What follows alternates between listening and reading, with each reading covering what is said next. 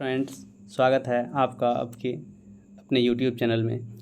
तो फ्रेंड्स, हम लोग आज ध्वनि चैप्टर्स का दूसरा वीडियो करने के लिए जा रहे हैं। जो भी क्वेश्चंस होगा प्रीवियस ईयर क्वेश्चन है, तो ध्यान से देखेंगे। तो शुरू करने से पहले हम लोग सुंदर सा कोट से शुरू करते हैं। जो ऐसा वक्त लाओ जो तुम्हें ताने मारने में अपना वक्त देते थे, वो लोग तुमसे मिलने के लिए तुम्हारा वक्त लें। तो और ये हम सिर्फ अपने मेहनत से ही कर सकते हैं, क्योंकि पड़ोसी अक्सर जो है ताना मारते हैं, तो उसको जो है हम अपने मेहनत की बदौलत उसको हम जवाब दे सकते हैं। ठीक है, तो चलिए शुरू करते हैं। पहला क्वेश्चन ध्यान से देखेंगे। मनुष्यों के लिए मानक ध्वनि स्तर होता है। तो मनुष्यों के लिए यदि WHO लिख दें तो वहाँ 45 डेसिबल होता है। लेकिन यहाँ पे आप देखिए, इसके नज़दीक वाले ऑप्शन को ध्यान से देखेंगे तो ऑप्शन नंबर ए है 90 डेसिबल, ऑप्शन नंबर बी है 60 डेसिबल, ऑप्शन नंबर सी है 120 डेसिबल और ऑप्शन नंबर डी है 100 डेसिबल। तो इसका जो आंसर हो जाएगा वो 60 डेसिबल हो जाएगा। ठीक है, मनुष्य के लिए मानक ध्वनि स्तर। ठीक, नेक्स्ट क्वेश्चन को ध्यान से देखेंगे। डेसिबल किसे मापने के लिए प्रयोग में लाया जाता है? तो डेसिबल जो है किसे मापने के लिए, खून में हीमोग्लोबिन, या पेशाब में शक्कर, या वातावरण में ध्वनि, या वायु के कण। तो इसका जो आंसर हो जाएगा, वातावरण में ध्वनि को मापने के लिए जो है ना हम लोग डेसिबल का प्रयोग करते हैं। नेक्स्ट क्वेश्चन की ओर बढ़ते हैं। देखिए कितना वर्ड कितना इंपॉर्टेंट है और कहाँ कहाँ पूछा हुआ है। ठीक है, ठीक। नेक्स्ट, पराश्रव्य तरंगों के बारे में निम्नांकित कथनों पर विचार कीजिए। ये अब देखिए, पराश्रव्य हम बता चुके हैं, 20,000 हर्ट्ज से अधिक आवृत्ति की जो ध्वनि होते हैं उसे पराश्रव्य तरंग कहते हैं। तो देखिए, ये कीड़ों को नष्ट कर सकती है, ये कपड़ों से धूल हटाकर उन्हें साफ कर सकती है, इसका उपयोग बीमारियों के उपचार के लिए किया जा सकता है, ये स्वचालित दरवाज़ों को नियंत्रित कर सकता है। तो आप इसके ऑप्शन को ध्यान से पढ़ेंगे और चारों ऑप्शन को। तो इसका जो आंसर हो जाएगा, उपर्युक्त में से जो है आप कथनों में से उत्तर को क्या करना है, देना है। तो देखिए, इसका ऑप्शन हो जाएगा डी, यानी कि इसमें से सभी सही है। ठीक है, नेक्स्ट क्वेश्चन की ओर बढ़ते हैं।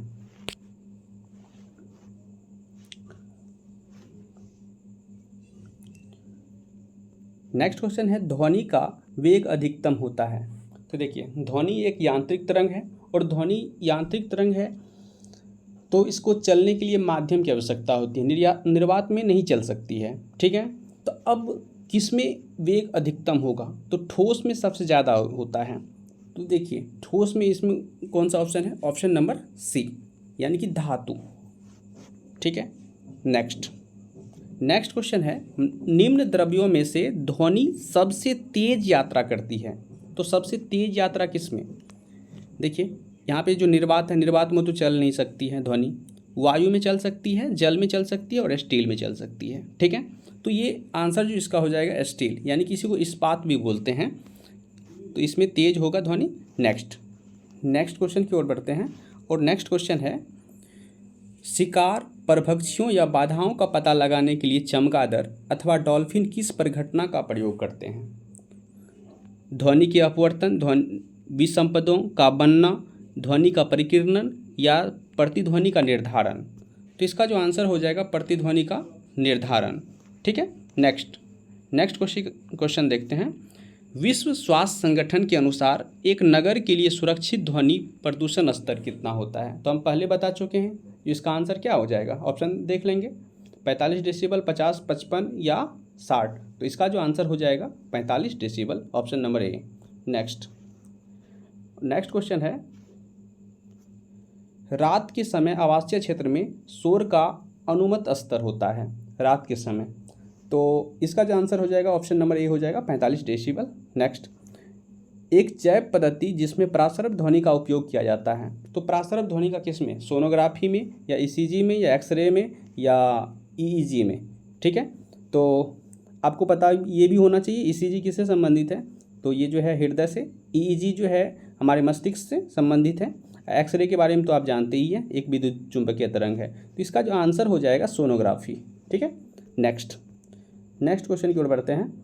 क्वेश्चन नंबर 31, चंद्रमा के धरातल पर दो व्यक्ति एक दूसरे की बात नहीं सुन सकते क्योंकि। तो अब देखिए बताएंगे, चंद्रमा पर कान काम करना बंद कर देते हैं, या चंद्रमा पर वायुमंडल नहीं है, या चंद्रमा वे विशेष प्रकार के अंतरिक्ष सूट पहने रहते हैं, या चंद्रमा पर ध्वनि बहुत ही मंद गति से चलती है। तो इसका आंसर आप बताएंगे।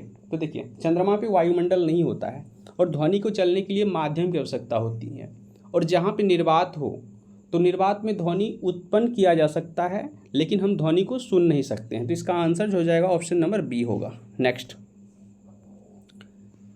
क्वेश्चन की ओर बढ़ते हैं। म्यूजियम कन्स्ट्रक्टर्स के लिए, ध्यान से देखेंगे, म्यूजियम कन्स्ट्रक्टर्स के लिए हॉल की दीवारों को क्या बनाते हैं। अब देखिए, म्यूजियम कन्स्ट्रक्टर्स का मतलब जो है जिसमें म्यूजियम या जिसमें कोई म्यूजिक चलता हो, या कोई ऐसा हॉल बना हुआ है जहाँ पे मीटिंग किया जाता है, तो वहाँ के हॉल को यदि आप ध्यान से देखेंगे तो उसमें उसके दीवार को खुरदरी बनाया जाता है। आखिर क्यों? ताकि क्या हो, जो गुंज जो हो वो गुंज एब्जॉर्ब हो जाए, ठीक है, वॉल के द्वारा। इसलिए लंबे हॉल, जो लंबा हॉल होता है उसमें हम कालीन बिछा देते हैं, ठीक है। इसका जो आंसर हो जाएगा जो है ये डी नंबर हो जाएगा, ध्वनि का अवशोषण करना चाहिए, ऐसा बनाते हैं। नेक्स्ट है, निम्नलिखित में से किस माध्यम में ध्वनि अपेक्षाकृत तेज चलती है।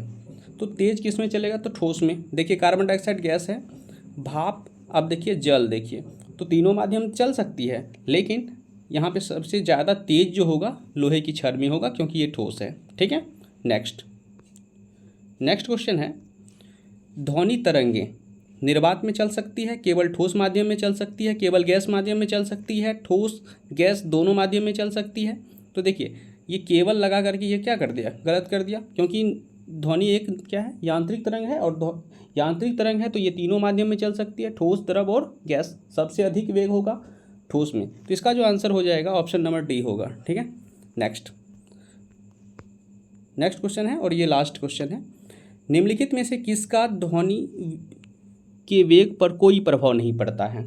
तो ये भी हम पीछे बता चुके हैं, ध्वनि किसका प्रभाव नहीं पड़ता है। देखिए, आर्द्रता का प्रभाव पड़ता है। यदि आर्द्र वायु होगा, जितना आर्द्रता बढ़ेगा ध्वनि का वेग बढ़ जाएगा, तापमान जितना बढ़ेगा ध्वनि का वेग बढ़ जाएगा, और घनत्व यदि बढ़ेगा तो ध्वनि का वेग घट जाता है, ठीक है। ये भी ध्यान रखेंगे, यहाँ से भी क्वेश्चन पूछा जाता है। तो इसका आंसर जो हो जाएगा ऑप्शन नंबर ए हो जाएगा। तो फ्रेंड्स, यदि आपको पसंद आया तो लाइक करेंगे और अपने दोस्तों के बीच शेयर कर देंगे। Thanks for watching.